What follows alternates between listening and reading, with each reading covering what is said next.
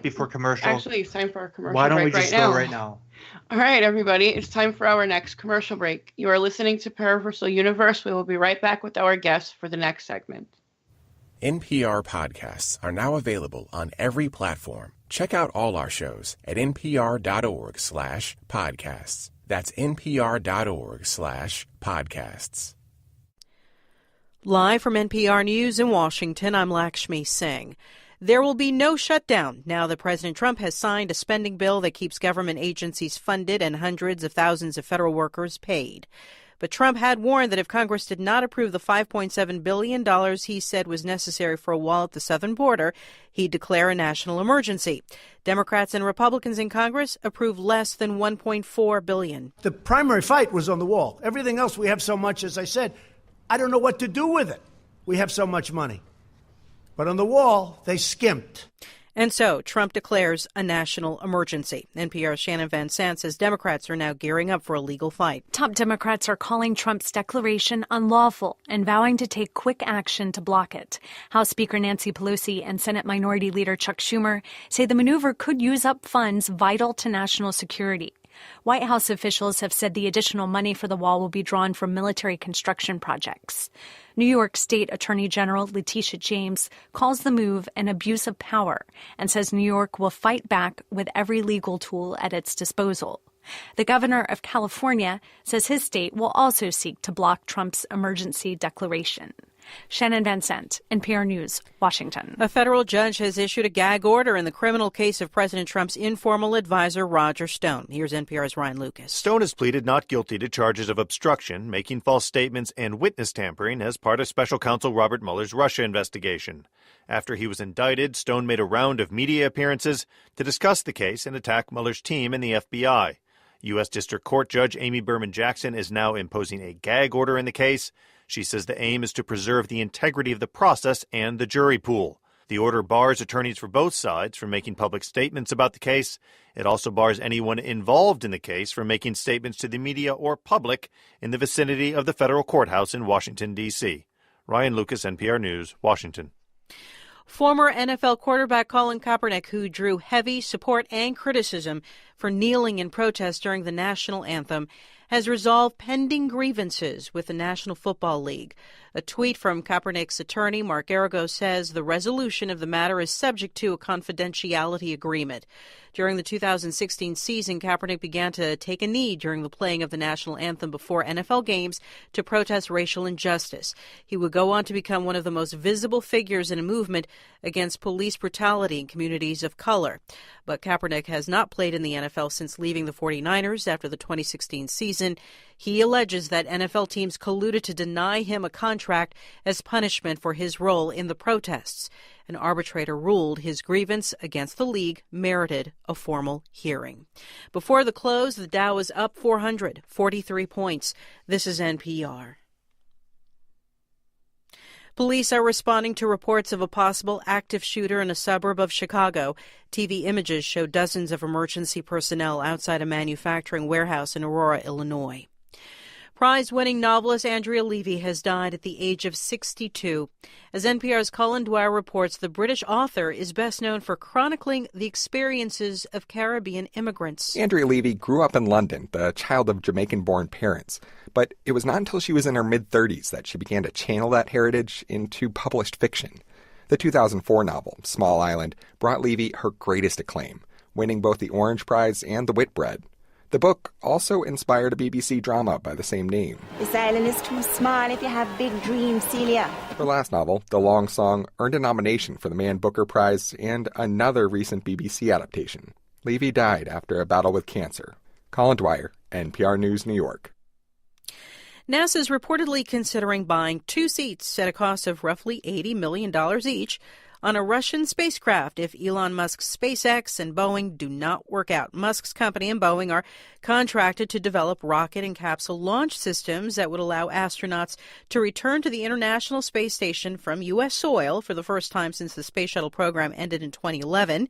But according to Reuters News Service, technical problems are prompting delays, and Reuters reports that a NASA advisory panel is now recommending that the U.S. space program come up with a backup plan that guarantees Americans will still be able to get to the orbiting outpost. I'm Lakshmi Singh, NPR News. Support for this NPR podcast and the following message come from Lexus, the first ever Lexus UX crossover, available in hybrid all-wheel drive, inspired by architecture and shaped by street corners. The city's smart Lexus UX, crafted to conquer the new frontier. Experience amazing. Welcome back to WBHM Digital Broadcasting out of Birmingham, Alabama. The time is 5 minutes after the hour. Hello, everyone. Welcome back. This is Paraversal Universe on WBHM Digital Broadcasting out of Birmingham, Alabama. Also heard on the Rift Radio Network out of Lakeside, Virginia, WCET-FM and affiliates out of Columbia, South Carolina, and our newest affiliate out of Toronto, Canada, Amelia Pisano Productions. We're your hosts, Kevin and Jennifer Malek, coming to you from the frozen tundra of northern Wisconsin, here at the Northwoods Paranormal Resource Center, here in Rylander. You can always enjoy excellent fringe talk radio for awesome and informative radio shows about the paranormal, supernatural, esoteric, and Fortean topics on our network and affiliate platform websites. Not only our show, but many other good shows about different facets of the unknown and unexplained. Much to listen to and much to enjoy. Stream live on TuneIn, iTunes, and the Paranormal Livestream app, available from Android app in the iTunes Store. This segment is brought to you by the Supernatural Magazine, where our articles can be read. All right, back to Paraversal Universe. We are talking to the guys at the American Ghost Hunting Show, paranormal investigators Daryl Marston and Alex King.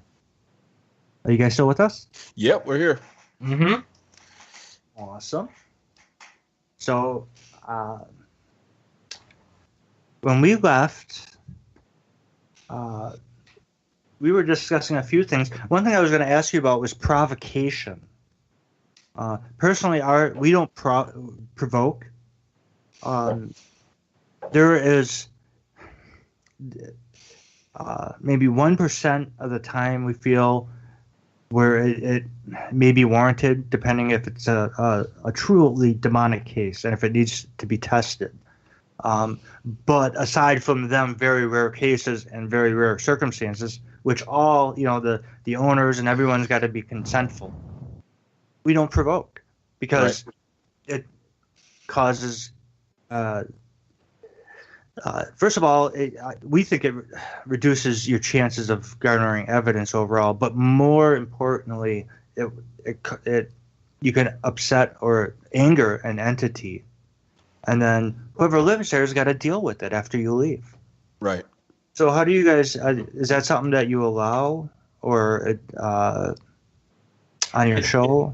For me, it depends on the circumstances because, and I mentioned, something demonic and having to get that to do something, but people can be bumholes as well. They can be buttholes, and obviously, I don't suggest that you shout and mock spirits, but sometimes if the spirit in question was maybe not a very nice person when they were alive, I wouldn't say there's anything against that unless you're worried for your safety. Right. But no, for me, ghosts are people too. They're just on a different. They were just in a different form of existence right now, and you wouldn't just be disrespectful to a stranger for no reason unless you got serious issues. And it's the same with ghosts. Treat them with respect. Right. Yeah. I have to. Most I have to.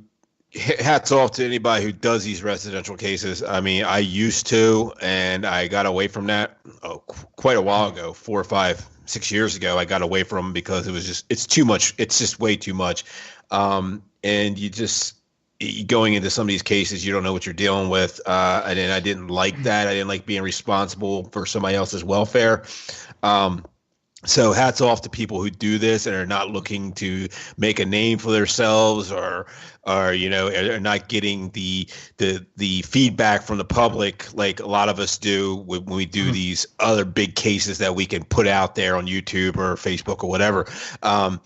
But yeah, as far as provoking, I've done it in the past. Don't get me wrong, on certain locations, but I didn't do it to the point where I was like.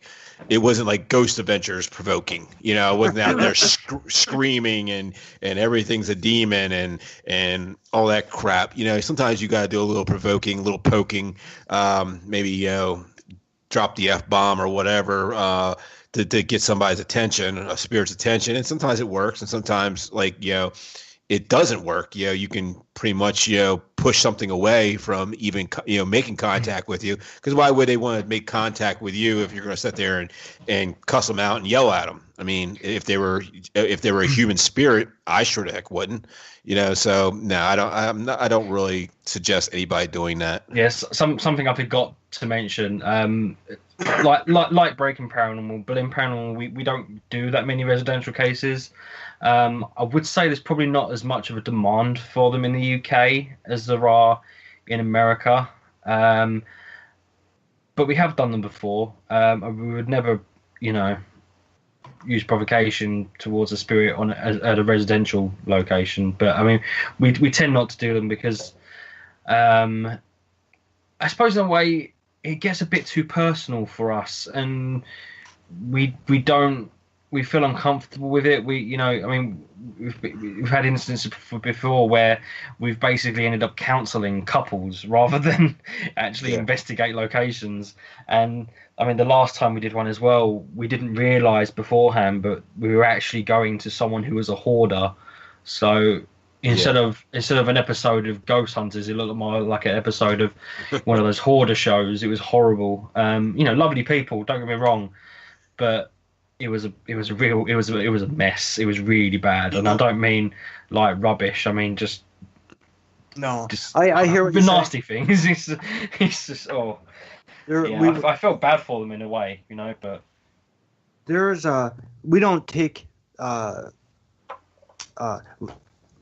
majority of the work we do are residential cases, but we don't accept every case that comes to us, and when it comes to locations that are a wreck, or whether it's hoarding gone awry, or just clean your house, right? Right.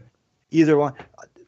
My thinking is, if you're calling us because you're having a issue in your house, and it's a chaotic issue, it's causing chaos and trouble. If you can't, I mean, the first thing is like that's got to get cleaned up. That's got to be dealt with, because otherwise it's providing a chaotic environment. That mess could be attracting negative attention or unwanted whatever. You know what I'm saying? It's like if they can't even deal with that, then how are they going to if they need to make changes in their own life? If you identify something that they're doing with being directly, and so yeah, I mean, I hear you. I mean, you have to ask some personal questions. I mean, to the point where we're asking the person, how much they drink, if they take drugs, if they have any illnesses, what medication they take if they do have illnesses, if they had any traumatic experiences, and you have to ask all these questions to try and get to the root of the issue, because there might be a reason behind the haunting, or there might be a reason why they think there's a haunting. And before you even got to the paranormal investigation side of things, you're already sort of probing about their personal stuff. And we can't, I mean, for me and Helena and Berlin Paranormal, we can't go to a residential case until we know as much background as possible, and that means asking some personal questions. And I'm a very private person, apart from the chain of rubbish I put on Facebook for a laugh. and I feel very uncomfortable getting so